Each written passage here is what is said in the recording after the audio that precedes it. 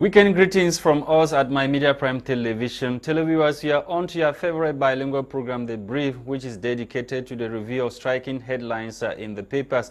This is, of course, the last edition for the week, and on today's edition of the program, the newspapers are focusing on the alert raised by the World Health Organization of the presence of monkeypox in Africa.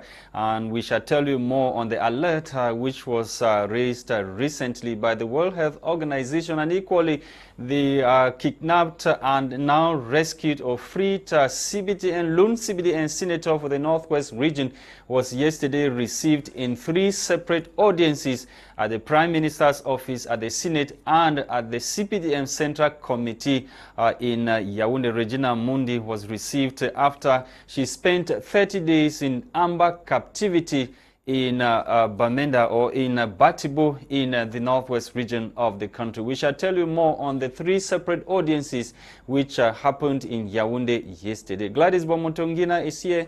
Let's have the headlines in the French language. Bonjour Gwladys. Bonjour Lasha. Bonjour à vous et merci de rester fidèle à Debris, votre émission bilingue de revue de presse. Alors ce matin, nous allons débuter avec le journal La Nouvelle Expression. Le journal La Nouvelle Expression qui nous parle, lui, en grand titre, du tribalisme au Cameroun. Le témoignage de Monseigneur Ndogmo. En effet, une correspondance de l'ancien évêque de Nkonsamba qui remonte à plus de 30 ans encore d'une brûlante actualité montre que les réseaux occultes au Cameroun ont toujours manipulé les esprits faibles pour diaboliser les citoyens insoumis. Les détails sont donc en page 6 de ce journal La Nouvelle Expression ce matin. À sa page 2, le journal nous parle de l'Assemblée nationale au Cameroun et les enjeux de la session de juin 2022. Huile de palme au Cameroun, 160 000 tonnes de déficit par an. Les détails sont donc en page 5 de La Nouvelle Expression ce matin. Nous poursuivons, mesdames, messieurs, avec le journal Mutation Quotidien qui nous parle, lui, de l'augmentation du prix de la visite technique mobile au Cameroun.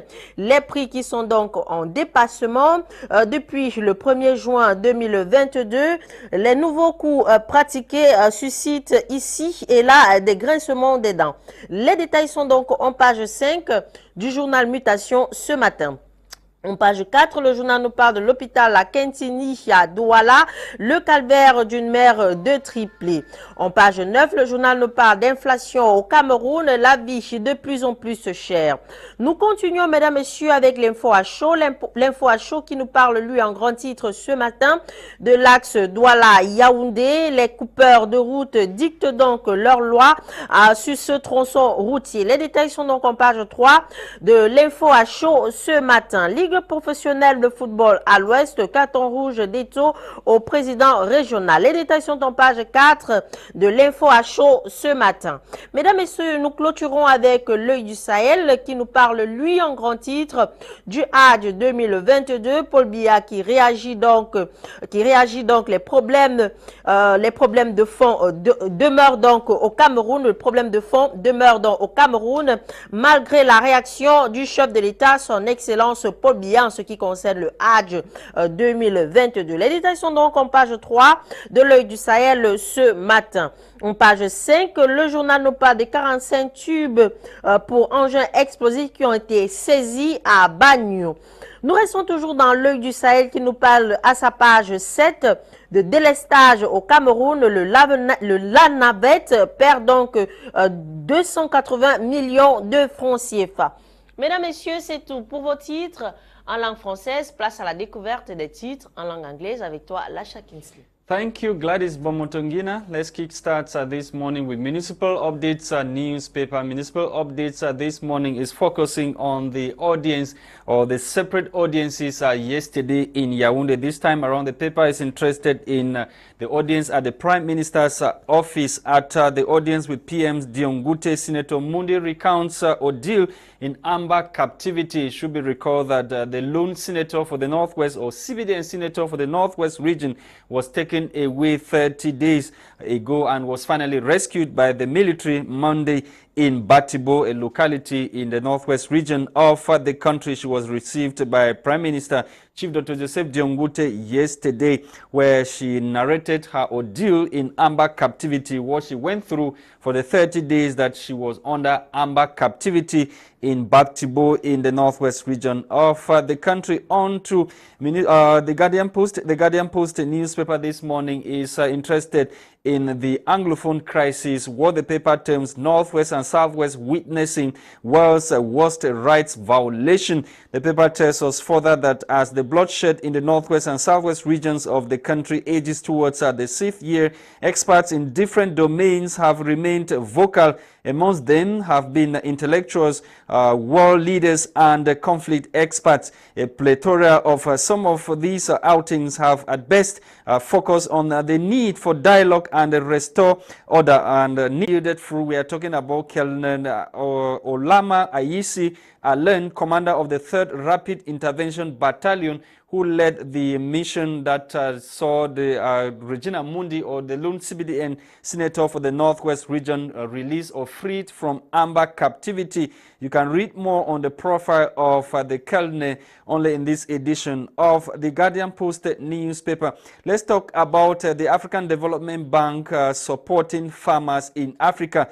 African Development Bank sets tough conditions for Cameroon to benefit fresh funding from the said institution. The institution, as we are told, has announced it will be providing 1.5 billion US dollars, a circa CFA 927.5 billion francs CFA to African countries to help fight growing food crisis in the continent. The bank has said the initiative will provide 20 million African smallholder farmers with certified seeds and will increase access to fertilizers and enable them to rapidly produce 38 million tons of food yearly. More details on page 2 of this edition of the Guardian Post newspaper.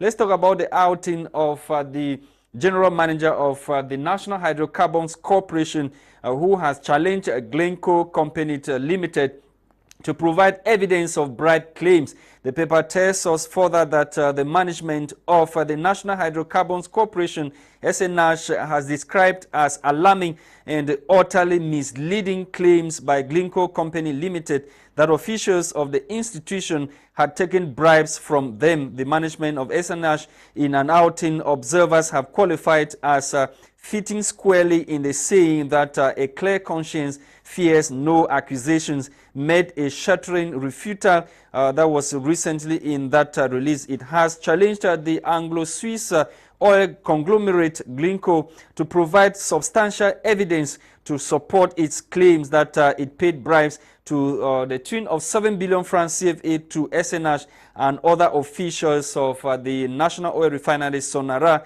in Yaoundé and in Limbe. You can read more in this edition of the Set newspaper talking about the outing of the General Manager of the National Hydrocarbons Corporation, as we are told. On to the National Bilingual Daily Cameroon Tribune. Cameroon Tribune is interested in the audience yesterday at the Prime Minister's office by Senator Regina Mundi, who after the audience expressed profound gratitude to the President of the Republic as well as the Army. The lone senator for the Northwest region, who spent 30 days in amber captivity, was received yesterday in 3 separate audiences.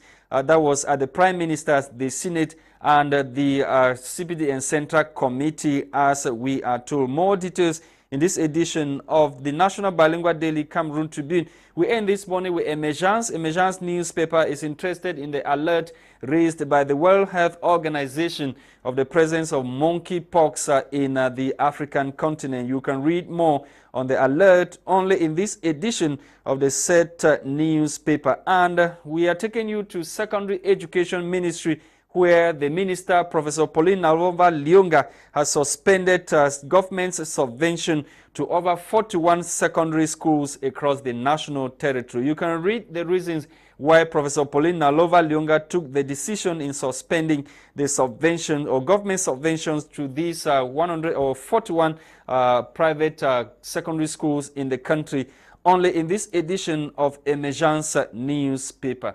Thank you for watching, televiewers on my Media Prime Television. We are back in the studio to continue with our discussion this morning. And of course, today we are joined by our colleague who is with us in the studio, Monie, Emanuella. Thank you and welcome once again. Thank you very much, Lasha. Good morning, Gwladys, and thanks for having me on the brief. Yes, so many newspapers are talking about the separate audiences yesterday that was granted. The now freed lone CPDM senator for the Northwest region, Regina Mundi, who was adopted by separatist fighters 30 days ago and was rescued recently by the military in the Northwest region of the country. And many newspapers are telling us that she went to narrate her ordeal to those officials, especially of her party and he or her immediate boss. The military is now professional, as many people have often, tagged the military as not being professional. Exactly my point, because Kingsley, I was scared that even if the military gets, involved with these guys who are the way they are, they don't like confrontations with the military. So when it comes to cases like that, we are always very scared because we don't know what the outcome will be, and most of the time the outcome is usually, an entire village being burned, people killed from here and there and all that. But this case was different because not only was she released, but other people too, as we hear, were released. Other hostages were beaucoup released. De personnes posent la question de savoir ce qu'il en est arrivé de son chauffeur, parce qu'on n'a pas vu son chauffeur. Ah, Gwladys, je crois que cette question-là, beaucoup de personnes posent cette question, de savoir, mais elle était avec son chauffeur, qu'est-ce qui s'est passé avec son chauffeur? Mais peut-être le chauffeur n'était pas présenté, hein? Exactly. Maybe the driver wasn't, presented to the media and all that. But I think that if anything had gone wrong with him, we would have heard about it. But also, I have a question. My question is, first of all, I am happy with the way things went smoothly with this particular, situation. But then my question is, was it successful, or did the government, act or react to this, how should I say it, the fact that she was kidnapped? Did they react to this kidnap because it's a senator, like a senator, a CPDM senator? If it were you, if it were me, would the government or the military, would they have reacted in the same way? It's a question. On a encore des administrateurs qui ont été kidnappés, qui n'ont pas encore été relâchés jusqu'à présent. Voilà. So it's in as much as I'm happy with what has happened. We are concerned with other Cameroonians. Exactly. But every Cameroonian is a Cameroonian, and we know that, and we know that the government sees every Cameroonian as a Cameroonian. We don't treat Cameroonians are not treated with double standard or whatever. We've seen cases where the military has gone to some hideouts, amber hideouts, and released civilians. That's not the first case. So the question of saying probably that the Regina Mundi's case was treated like she was so special. But we still have another official who is in captivity, where there are so many of them. I'm talking about the president of the Northwest House of Chiefs, who was kidnapped on the 7th of December. And up till today, nobody knows if he's still alive. His whereabouts. The government has not even issued a statement regarding the kidnap. As far as that is concerned. Yes. So like I said, I'm happy this went on smoothly, but then my worry is, if any other person gets into this same kind of situation, will the government, will the military react in the same way?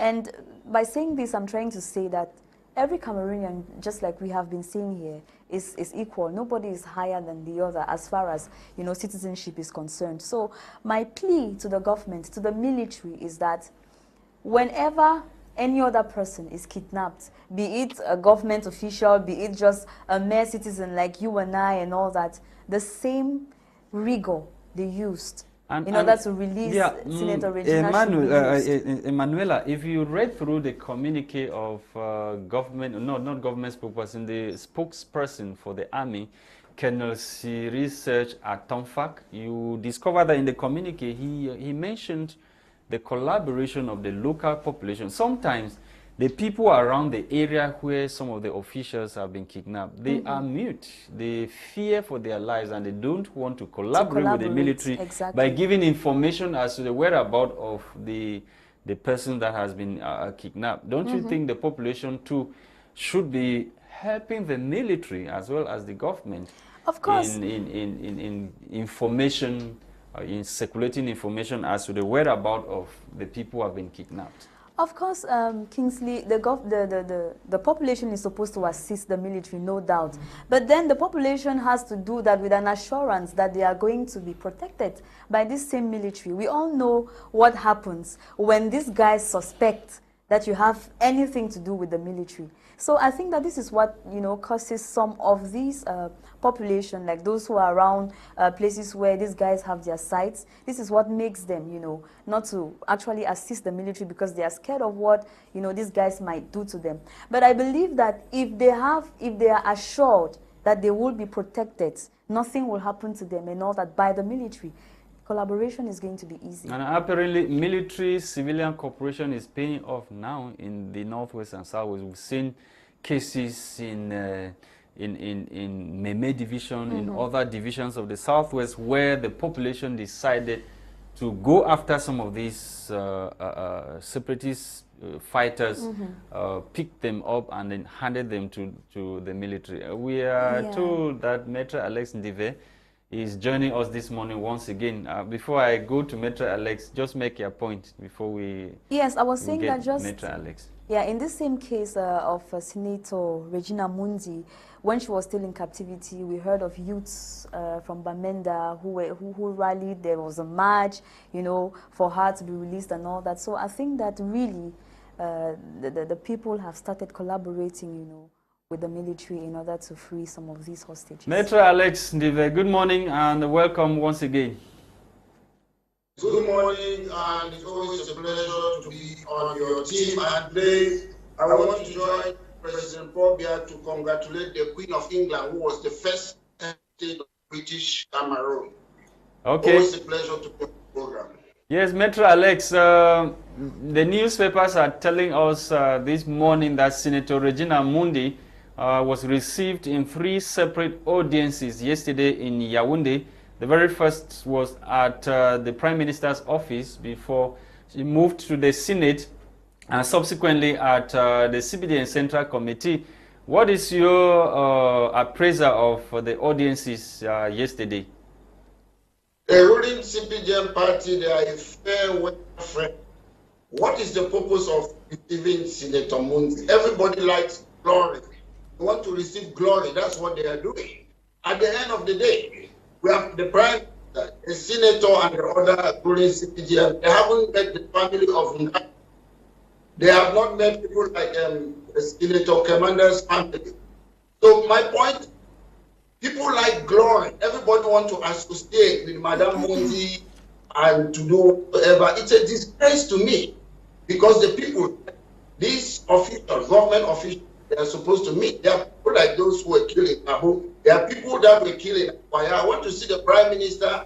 They said Cameroon is sovereign. Maitre, if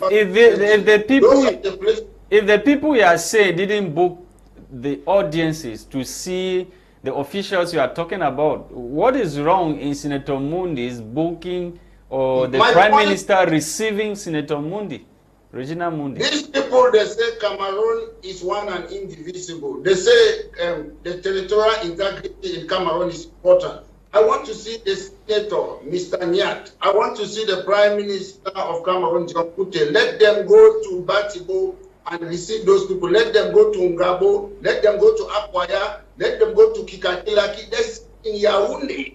And they have sold that territory of Cameroon in that whatsoever. It's a disgrace that they cannot go in any part of their own country. Then they say we are one and independent. But Senator Mundi, you don't go to a war zone anyhow. Senator Regina Mundi affirmed herself that to meet with those officials and tell them what she saw, what she lived in those 30 days that she was in captivity. You're saying that what she saw, she's going to inform those ruling or the leaders. Is that what you're saying? Yes, Maitre, yes. My point is, if you are a government, you don't need Madame Mundi. She's not an intelligent. Madame Mundi was taken to a particular place, and she was taken to Batibo, which is a concern then how can they pass through the route without security, without them noticing that they are taking this party? But that's a disgrace again. That tells you that the government is not running its territory. And Madame Moon, the government of Cameroon, they have satellite from their friends, Americans, Germans, or other countries. They have satellites. They know where these people are. I'm just telling you that these people are bound to destroy Cameroon. They know where these fighters or criminals are, but they don't want to do. The only reason they went there this time was because one of their favorite daughter was there. Unlike people like Senator Kamande, who choose and pick. They do what I call cherry picking. If you want to do something, Madame Munzi made a very important that Cameroonians should be treated fairly and equally. From the people who have been kidnapped, from the, is it the phone of Barbara Yakumto, if I'm not making mistake, they don't care about those. Today, if that man comes out, what will they do? They will be receiving him. These are people who are foreigners in their own country. The CPDM ruling party, they are foreigners in their own country. Maître Alex, est-ce que vous êtes en train de dire que les autorités camerounaises veulent que cette crise continue? Je n'ai pas bien appris. Are you saying, Gwladys is asking you if you're saying that Cameroonian authorities want this crisis to continue? I'm not saying, you look at the evidence. That's why I'm calling my brothers and sisters in the northwest, southwest of the Cameroon. I'm calling them that if you keep on killing, it does not affect the government.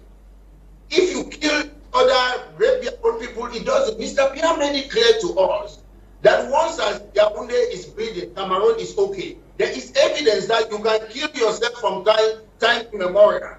Mr. Pierre will not care. That is a fact. You know, I'm not the one saying there's enough evidence that when we keep on fighting each other, nobody questions the policies of the ruling CPDM party. Nobody focuses on Glencoe, corruption, economy, roads, housing, and other things in the country. This fight is a distraction. It's going to destroy us, the people of Northwest and Southwest. There are many ways we can challenge the government without taking up. The government mais quels sont donc ces moyens-là, Maître Alex, que peut-être ces séparatistes peuvent utiliser pour arriver à leur fin sans toutefois blesser les populations? Yes, Maitre Alex, what are those means that the separatists can use to challenge the government without necessarily picking up arms? What the separatists say it again? What measures should the separatists use in challenging the government without necessarily picking up arms? The problem is, it's not even about separatists.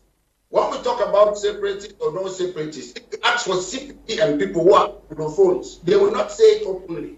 If you ask even former Prime Minister Yang Lemon, they will not say it openly. They are not happy with what is happening in Cameroon. They are not happy. But why are they silent? Why are they silent? If they are not happy, why are they silent? Because they cannot bite the hand that feeds them. They are eating in the system. There is a conflict of interest. You see, they can. I know. I will not quote people here. I know a lot of CPDM people. Some of them ex-prime minister. They even want separation. So when we talk about this separation, we put it. The people who have taken up arms, for the most part, to me, they are criminals. They are not separate. They are criminals. I'm the one telling you. If you are a separatist, you want to separate Cameroon, you will go to Yaoundé, overthrow Paul Biya, and separate the country. So criminals have hijacked the things, and you cannot talk to criminals because they don't know what they are doing. You are a journalist. Meet some of these guys and ask them that what are they fighting for? They don't even know. And that's why they have been themselves self-styled generalists without knowing that you have to go to school to become a doctor, lawyer, or a general. So the thieves have hijacked it, and it is good for the government because when there is war, the government can control and rule the country peacefully, as Mr. Biya said. So far as Yaoundé is okay, they don't care. They are very okay in Yaoundé. Okay, Maitre, I'll be coming back to you. You listen to Maitre Alex. What is the reaction, Emanuella? I think I totally agree with Maitre, and especially on the points that I raised here. For example, he came back to that same point, saying that if it were some other person, for example, if it were somebody from a different political party, okay, let's look at it from that direction. Will the government, will the military be this prompt, you know, in wanting to free the person from captivity and all that? So I think that, just like I've been saying, the government of Cameroon should consider every Cameroonian citizen as equal. Yeah, that's what I think. Okay, Maitre Alex, I'm coming back to you once again with the Guardian Post newspaper talking about the Northwest and the Southwest region witnessing world's worst rights violations. Those were the words of an international conflict expert. The problem, you know my hymn, I always go back to my hymn. The people who created the country, Rio dos Camaros, the people who colonized us, the people who enslaved us, they have their international affairs. Why you saw what happened to Russia, I mean Syria. You saw Russia was there, Germany was there. Cameroon, they know, everybody knows the sphere of influence, these colonial powers. So they know that Cameroon is a territory of France. So they cannot go there and they won't tell you that's the geopolitics. So until France can say we are going to do something, they don't want to interfere because they themselves, they know this part belongs to this person, this sphere of influence belongs to so. But the difficulty now is not that they don't want to intervene. France have to cough. If France doesn't cough, as I always say, Isabia don't have power to solve the problem. France must say it. And to be honest, the new form of colonialism is that when us Africans were fighting ourselves, they can easily control us. The aim of slave colonialism apartheid was to come and exploit our resources. So the new form of apartheid and colonialism is to make sure that we are fighting each other while they control us. So now that you know, and many other intellectuals in Africa, now that you guys know, why can't you put an end to the phenomenon? It is not easy as you think. When the former Prime Minister of England, Harold Wilson, in 1960, he went to South Africa, the apartheid regime, he made this statement, the wind of change is coming. From 1960 to 1994 for South Africa to be free. So France is getting ready. They know that one day they will not be printing our money. They know one day they will not be controlling us. That it will take them maybe 50 years because they have to fill the black hole. They are eating from us. They are parasites at the moment. It will take them a long time. And most people in Cameroon or our African people, they are selfish. Most people are afraid to die. Some of us were already killed about 30 years ago. So we stand for what we believe in. We are not afraid to die. All of us were going to die one day. Before you start challenging government in Africa and Western government, you must make sure that you're already dead because you are a target. Like Sankara and other people. It is very important that we understand the fight is not just about beer. If you want to do something like what some of us have, most people think the Anglophone problem started in 2016. They did not know when we were young people in Cameroon, we used to go to Gembo Tareko campaigning for this. So what happened in 2006 is something that we have been going 2016. It's something that we have been working on it for more than 30 years. So people just thought that, oh, something happened in 2016. And for us to bring this change, there is another way. I've talked about this. Our party, I'll meet a lot of people who have goodwill, who want change in Cameroon. They are planning to separate Cameroon. No, it's not separating Cameroon. In South Africa, Julius Malema went to the parliament. And if you don't buy what Julius Malema wants, he walked out from parliament, not separating Cameroon. But however, separation is an opinion. People walk out in Britain from parliament. It's not separation. I will tell you that we have to talk about the Anglophone problem. If you don't want to talk about it, we walk out. That's not separation. They do it all over the world in the Western country. So until now, as we are speaking, they have never debated the Anglophone crisis in parliament. So why are they not debating it? So we have do nothing parliamentarian. The point is to take the seat and we go. We want to debate. If we don't debate, we walk out. But there's a procedure. There's a procedure. You don't debate what is not on the agenda of parliament. So how will you ensure that it enters the agenda of parliament? Mr. Lasha, I don't care about procedure. You can put a law in Britain today. I'll use Britain. If I overthrow the Prime Minister, the law is over. Law, there are bad laws, there are good laws. It doesn't mean something is a law, you must enforce it. Okay. So it is very important. Law doesn't mean that it's good. That's why they keep on revising laws in different countries, because laws are bad laws. The government, they are tired. Most of them, I don't hate them. I love Madame Mundi, I love Paul Biya, but love is love. But when we talk about people's life, it's something different. We should look and focus on the life of our people. The government doesn't care about them. Look at individuals from the Tabia and other people. They are there for themselves. They are not there for betterment and welfare of our people in the Cameroons. But at least they have done something for this nation. Even if they are no longer for the people now, they have done something for the nation. They have done what? They have done something for the nation, even if they are not for the people now. You cannot outrightly say that they are not for the interest of the people. My point is, we don't want to live in a state. What is a country? A family, husband, children, a tribe, and it comes to the country. We don't want a nanny state. They should be telling us what to do. Families should be able to run their environment. We need that real devolution that people sit and make their own decisions. I don't. The poor bear have decided to build a building for us. The people in Kikakilati invest. They should be the one to decide what they want. They should have their budget to say we want a bridge, an airport. It's not up to the government, the central government to tell them. They sit there, they know their scale of preference. Give the money to them. Don't give it to unelected GO or governor, SDO that they embezzle the money and put it in the pocket. Give their money, let them make choices. What is the essence for local council to collect money and send it to Faircom? Then Ondongdong embezzle the money when the money was supposed to send back to them. Allow people to collect their tax and use it for themselves, for their betterment, their roads, for their hospital. Mr. Bia, Senator Nya, Prime Minister John Gute, they don't know more than everybody in Cameroon. Family knows. We want to be a country that family. The country will be run by family, husband and wife, children. They make decisions, tribes, whatsoever. Sometimes we are confused. We don't know what is a country. A country is made up of husband and wife, children. That's a country. A country is not a rocket science. So allow people to run the environment. You cannot sit in a 2D. You don't know Bambala. You don't know Ndive. You don't know Oshengong.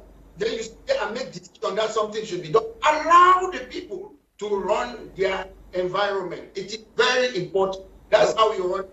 Okay, Maitre, thank you. I'll be coming back to you. Emanuella, you react to Maitre's, response before we get into our next topic for today. Well, people managing their affairs at the level of... Well, just like we've listened to Maitre, and I will still say it, I buy Maitre's ideas. I don't know how to explain it further, Kingsley, but I think that Maitre is really, he's right in what he's bringing forth, so... Ok, Gwladys. Effectivement, on va parler pour le moment de l'œil du Sahel. L'œil du Sahel qui nous parle du Hajj 2022, malgré les 1 milliard de francs CFA donnés par le président de la République, son Excellence Paul Biya, pour subventionner le voyage de ces pèlerins, le problème de fond demeure. C'est du moins ce que révèle l'œil du Sahel ce matin. Le problème de fond demeure. En fait, peut-être le problème n'était pas au niveau de la subvention de 1 milliard de francs CFA, parce que l'œil du Sahel ce matin nous révèle que le problème de fond demeure encore. Exactement, Gwladys. Nous connaissons comment les musulmans sont et comment les musulmans respectent leur culture. Moi, par exemple, je ne crois pas que... Ils sont aussi honnêtes. Et ils sont aussi très honnêtes. Very honest. Exactement.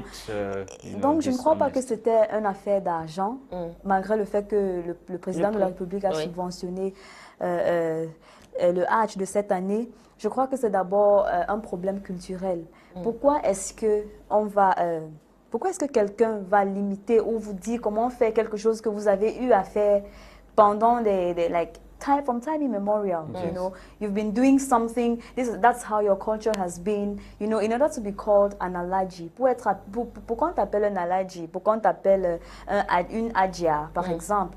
You need to go to Mecca. Tu dois aller à la Mecque et puis faire tout ce que tu dois faire et puis revenir pour avoir ce titre-là de adja ou de alaji.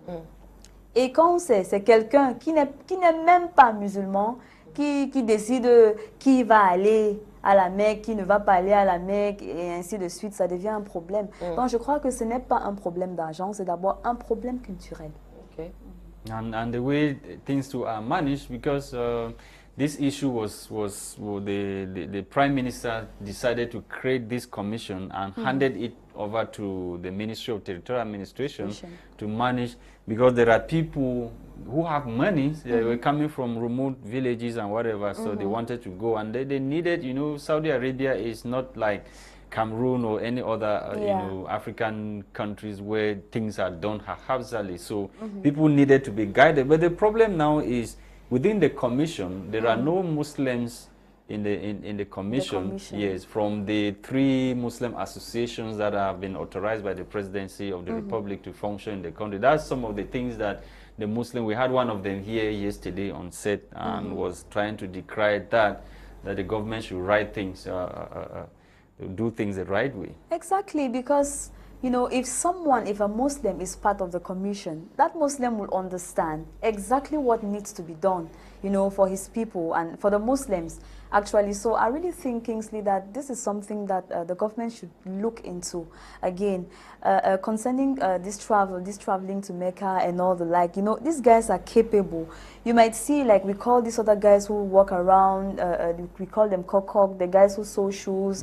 One of them who do these petty jobs and all that. Those guys are able to save as much as possible in order to go, you know, travel to this place and then come back to have that title. It's a religious something that is very honorable to the Muslim man. The fifth pillar. Exactly, Islam, yes. exactly. It's an honorable thing for a Muslim man, you know. It's something that, you know, I don't know how to really explain it, but I think that the government should look into this. The government should revise this. Okay.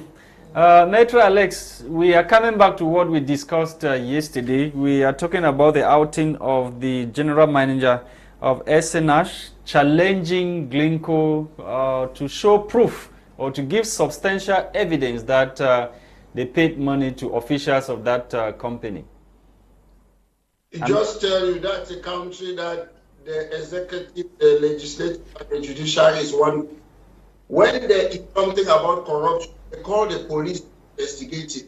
If there's evidence, take it to court, and that's where we are going to see evidence. No, but Maitre, this one was the decision of the American justice that Glencore company pleaded guilty in front of the court, accepting that they paid 7 billion francs CFA to these officials. It's not a matter of calling people to come and investigate again, and we know how credible the American justice system is. Okay, let me make this clear. There are a lot of things that people in the public, they don't know. I'll tell you what goes behind the scene.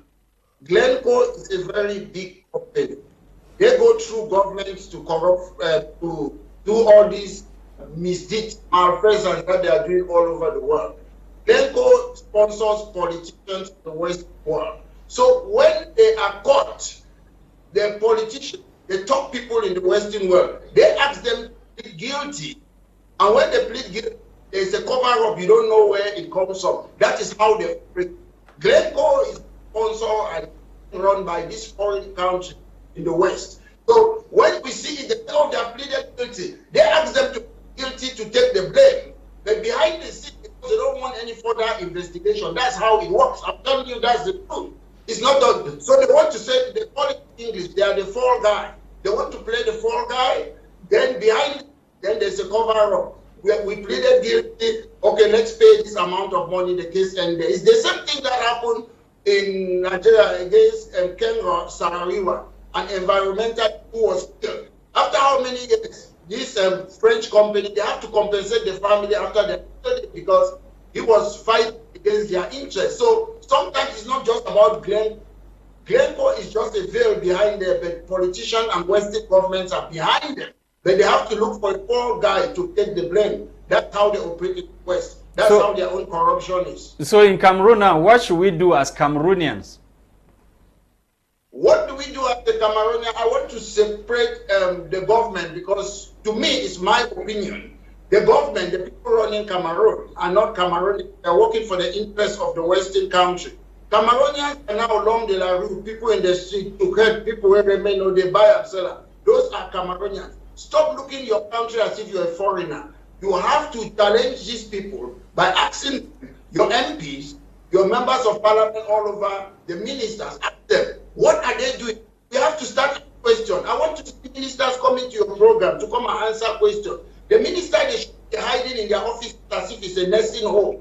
I want to see your program. They are working for the public, and they must be scrutinized. They must be held into account. We need them. We see them. They should answer questions. When I look at a lot of newspapers in Cameroon, where we don't see the video, when the Pobia say, who signed that committee? Pobia should be. He is the president of the Cameroon. I don't want to read paper or communicate. I want to see Pobia talking like that. This is what I've done. I've instructed Prime Minister to do this. It is not Pobia. There's an invisible president. We should stop that nonsense. Cameroonians and governments temporarily. They can change them anytime.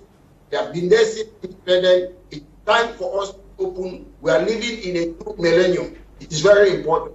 Thank you very much. Ok, Maître, merci beaucoup. On va parler légèrement d'autre chose. On va parler de l'augmentation du prix de presque tout au Cameroun. Pour parler ici aussi de l'augmentation du prix de la visite technique.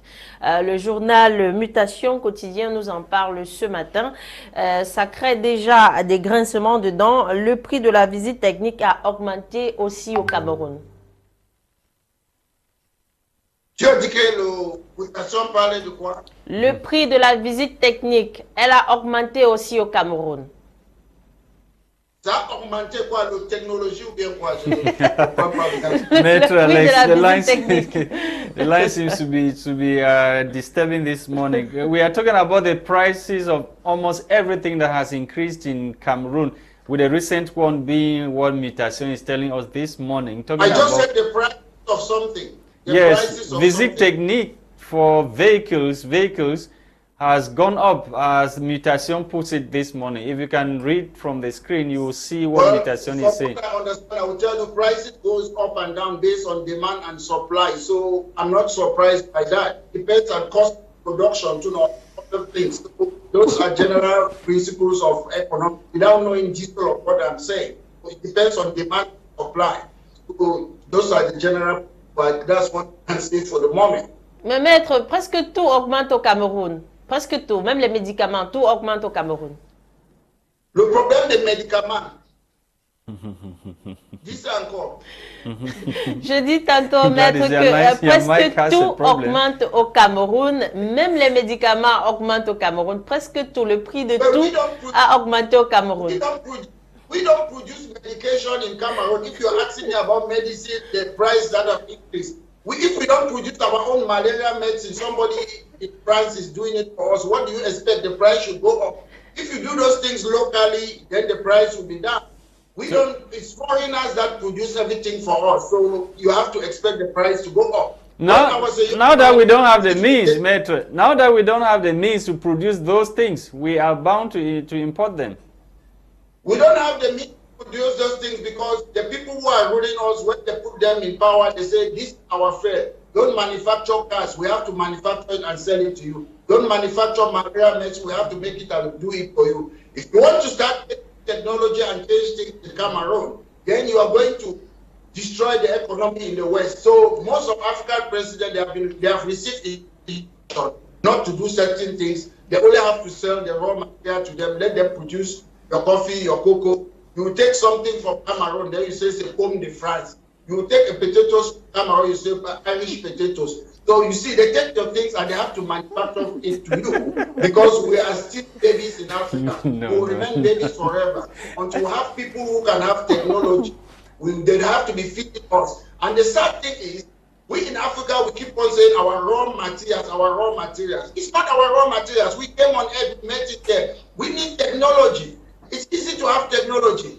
In the early 90s and 80s, they were sending a lot of Cameroonians, giving them scholarship to come and study. What were they studying for? Why is the government not using them? So the problem is we have a system that we have been made place forever. Maitre, you're equally a fine brain, and I expect you to come back to Cameroon very soon. We really need you in Cameroon, Maitre. Say it again. I'm saying that you're equally a fine brain, and we need you in Cameroon. You should come back home too. If I don't mind coming to Cameroon, but you see the indomitable lion, most of the footballers are foreigners because they have that technology. They are trained in the Western world, Cameroon footballers.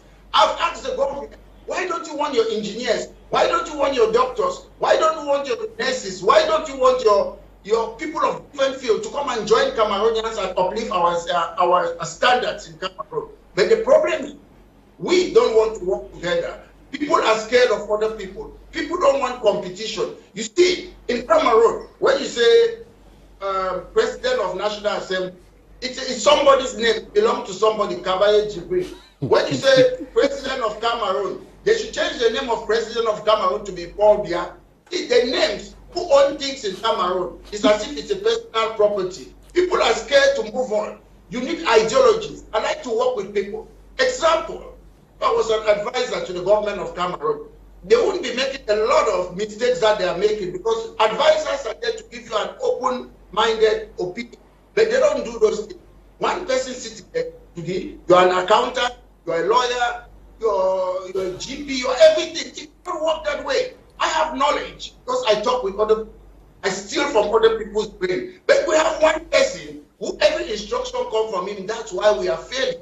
There are a lot of Cameroonians who are. I'm calling on the government of Cameroon. The same thing you're doing to the footballers who are foreigners, who have high standards. Start taking your doctors, your lawyers, your engineers, let them come and the country. The move that the government should make if they want to improve the lives of our people in that country. Thank you, Maitre Alex Ndive, for coming. You're welcome. Thank you. Program Always today. A pleasure. Thank you. Do have a great day. Have a great weekend over there in London. Thank you to Emanuella for coming. Thank you, Kingsley. Thank you so much, Gwladys. Thank you to televiewers of My Media Prime Television for watching the very last edition for the week, which was produced for us by Christain Tebong. We were Gwladys, Bomotonguina, and myself, Lasha Kingsley. Have a great weekend. Bye-bye.